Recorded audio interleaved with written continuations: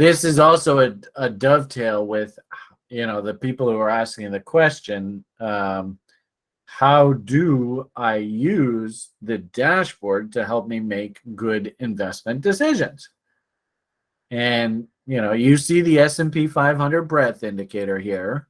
There's no doubt about it. This market is extremely dangerous. But notice the histogram. Are the country funds overbought on both a short and medium-term basis? The answer, of course, is yes. And, is our breadth indicators flashing overbought and even failing signals? The answer is yes. So what I wanted to do with this image, and maybe I'll tweet it out later on, is, what does this look like in reality? Well, in reality, it looks like, if any of you know Tom DeMark, 8s and 9s, is that a bullish sign when we see 8s and 9s like this at the top end of a range? Is that where you go, oh man, that looks super awesome, bullish, I want to buy that? That's asking for trouble. 8s and 9s on the Tom DeMark, and actually I think Julian, he starts paying attention when he sees like 7s. Well, here we go, folks. And now you tell me, on the buying pressure, what letter of the alphabet do you see here? Are M's bullish? I don't think so. Is this not an OBV divergence? What did I tell you guys in the education program about OBV divergences? Is that a pretty important signal? All right, so that's the United States of America, right? This is the S&P 500 micro futures, right? And we can go through the list. What have I told you about this indicator down here, my heavily modified Williams percentage R?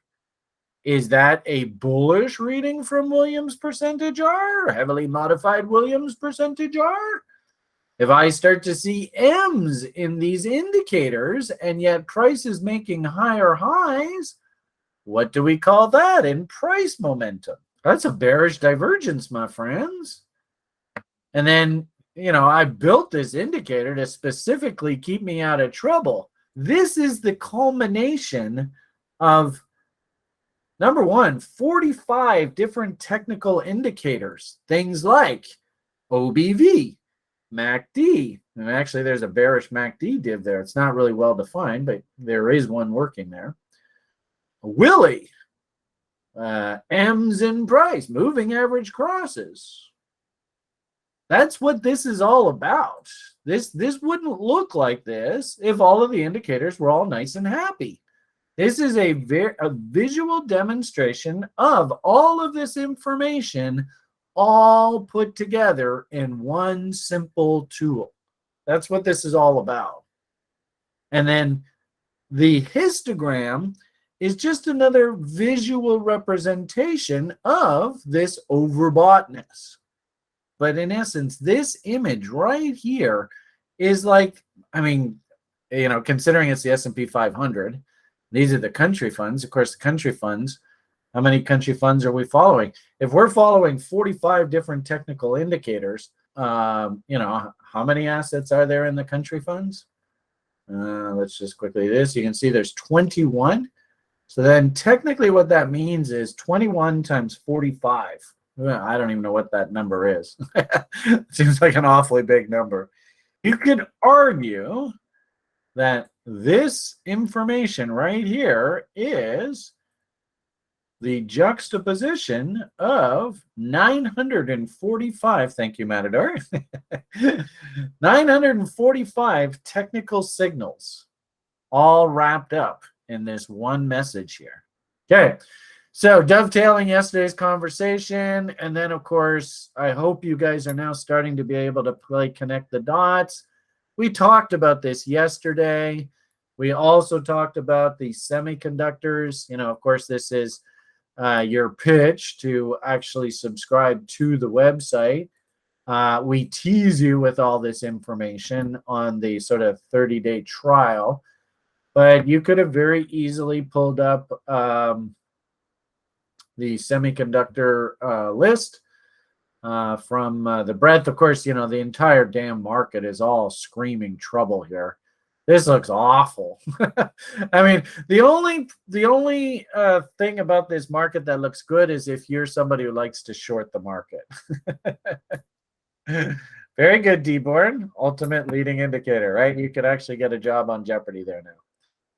But hey, you can come in here and you can pull up these semiconductors. There they are. We did this yesterday, and I'm sure they probably look even worse today, right? There is your sell signal on the breadth indicator.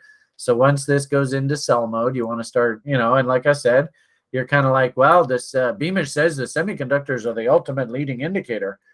Maybe I'm going to go into super stocking mode and just hunt all of these semiconductor stocks for trade ideas.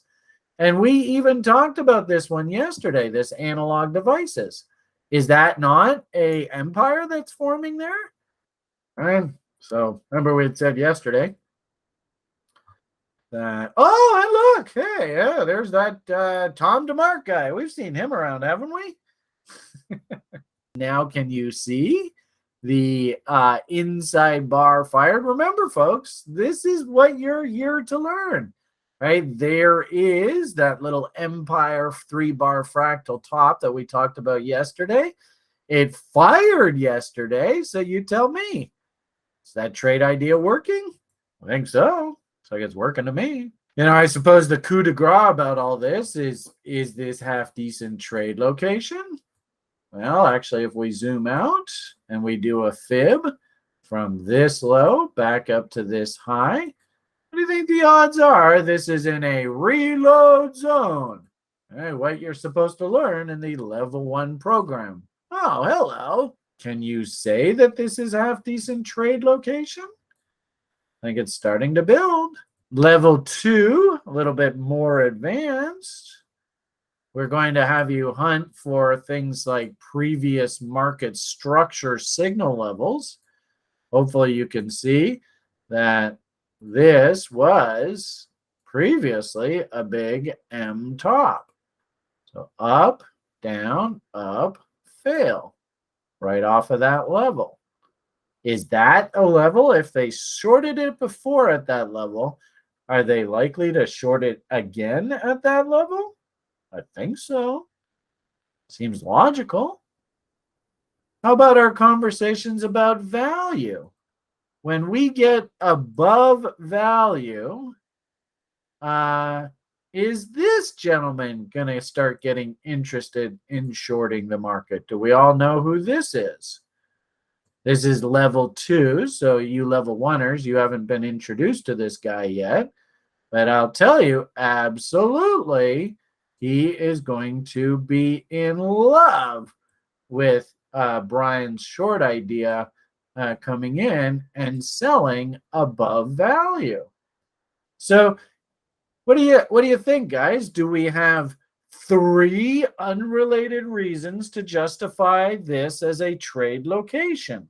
Looks logical to me. What's the next step in our process for maybe justifying actually taking a trade? Let's go step number 1, and we will say valid shorting trade location. So that's step number 1. We said step number 2 was indicator confirmation. All right, now anybody who's taken the course, what's step number 3? Market structure. There are a number of different ways to identify market structure, okay?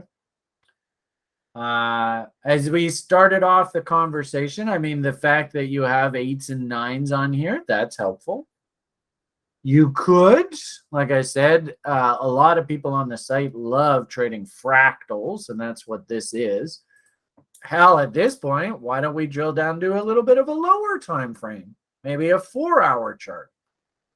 Do you see an M here? And remember, I started the conversation off with you guys yesterday about talking about the SMH, which is in essence exactly what this is. This just happens to be an individual issue within the SMH. But remember, yesterday we had this conversation, and I said to you, what are we supposed to think if we start seeing the market smiling at us? And there we go. What do you think? Can you see the smile?